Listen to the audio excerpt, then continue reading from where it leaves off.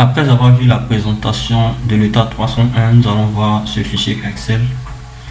Voilà qui retrace un peu la manière dont on va calculer les impôts à payer pour la régularisation de l'état 301. Il faut dire que ces calculs se font déjà dans un logiciel paye. Si vous avez le logiciel, vous mettez seulement l'information de la personne et le calcul va se faire seul. Alors on va commencer par la première colonne ici.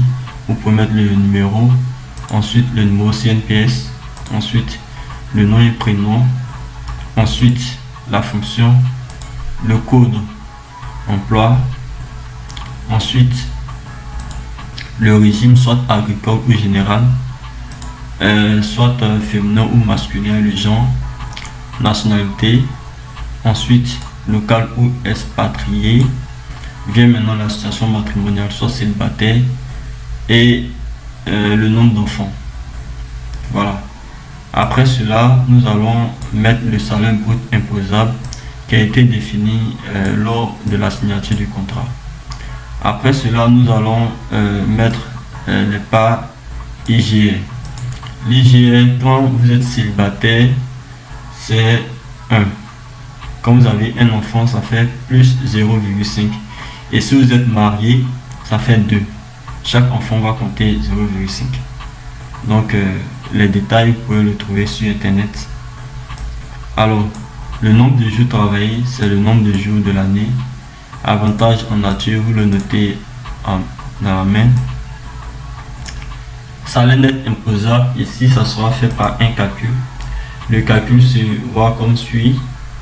L12 multiplié par 80%. C'est-à-dire L12, on revient en salaire brut imposable multiplié par 80%.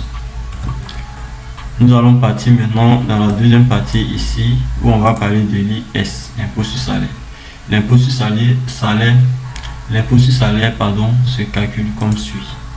On va faire P12 multiplié par 1,5%. Le P12 c'est le salaire net imposable multiplié par 1,5%. Ensuite, la cotisation nationale, nous avons plusieurs tranches. La première tranche se passe comme suit. Les éléments qui vont rentrer en compte, c'est P12 uniquement. Donc le P12 c'est le salaire net imposable. Ensuite, vous allez utiliser la formule CI et suivre toutes ces instructions. La deuxième tranche, voilà la formule. C'est pareil, c'est les nombres qui changent. Voilà. Troisième tranche, c'est pareil.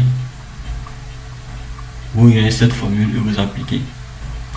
Ensuite, ici, on fait le cumul de toute la cotisation nationale. Donc voilà, le cumul.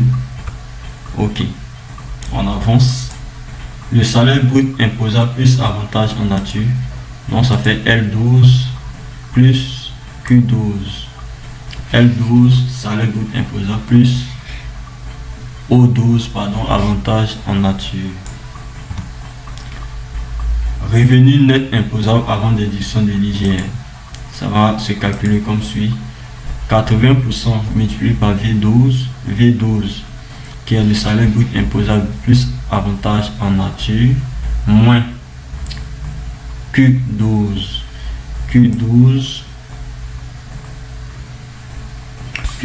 qui est l'impôt sur salaire, plus U12 qui est le total contribution nationale, le tout multiplié par 85% pour trouver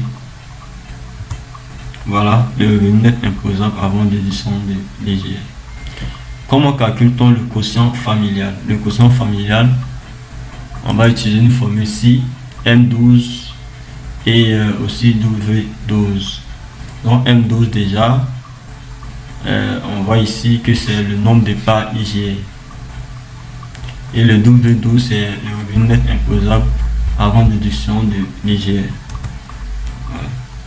Nous allons passer maintenant aux différentes tranches de l'IGR.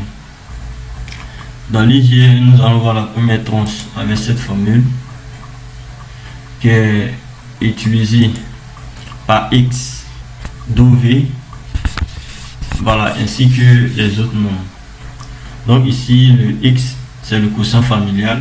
Et le W, c'est le revenu net imposable avant déduction de l'IGR. Et vous utilisez les deux éléments pour faire tout ce calcul. Pour la première tranche. Pour la deuxième tranche, voici la formule. Vous pouvez regarder et appliquer. Pour la troisième tranche, voici la formule. Quatrième tranche, voici la formule. Cinquième tranche, voici la formule. Sixième tranche, voici la formule. Et septième tranche, voici la formule. On utilise toujours X12 et W12. Et impôt général sur le revenu, on va faire le cumul de tout ça, de toutes les tranches. Voilà. Ainsi, effectivement, vous pouvez tirer, attraper là et tirer chaque formule pour que ça s'applique sur les autres employés que vous allez calculer. Donc voilà un peu comment se fait de manière pratique les calculs des impôts, que ce soit CN, IGR et IS. Voilà. Voilà un peu comment va se présenter le tableau de façon générale. Après avoir rempli cette fiche convenablement, nous allons prendre les données qui sont à l'intérieur et l'insérer dans le document officiel, l'état 301 établi par les impôts. Voilà, on a ici l'état 301 rempli tout ici. On a ici le numéro CNPS, le nom, prénom, la qualité, le code d'emploi, en tout cas tous les éléments que j'ai remplis de l'autre côté. La part IGR, le nombre de jours travaillés, le montant de salaire et les impôts IS calculés de l'autre côté, la cotisation nationale calculée, l'IGR calculé.